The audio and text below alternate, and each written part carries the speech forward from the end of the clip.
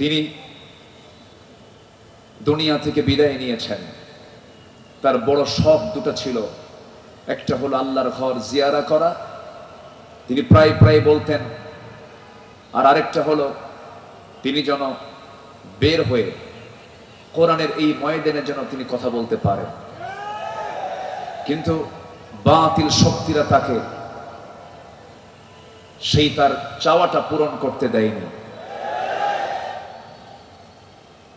2023 সালের 13ই অগাস্ট চিকিৎসার নাম করে সুস্থ একজন মানুষকে জেলখানা থেকে বের করে হসপিটালে জোর করে ভর্তি করিয়ে ইনজেকশন পুশের মধ্য দিয়ে পয়জনিং করে বিষ প্রয়োগ করে দিল্লির প্রেসক্রিপশনে তাকে হত্যা করা হয়েছে।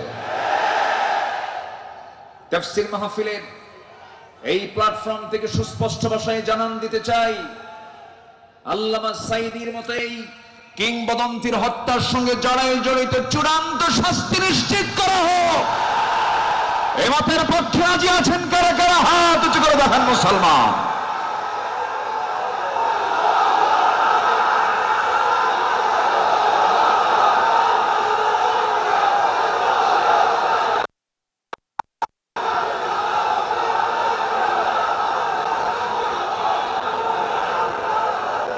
বসুন।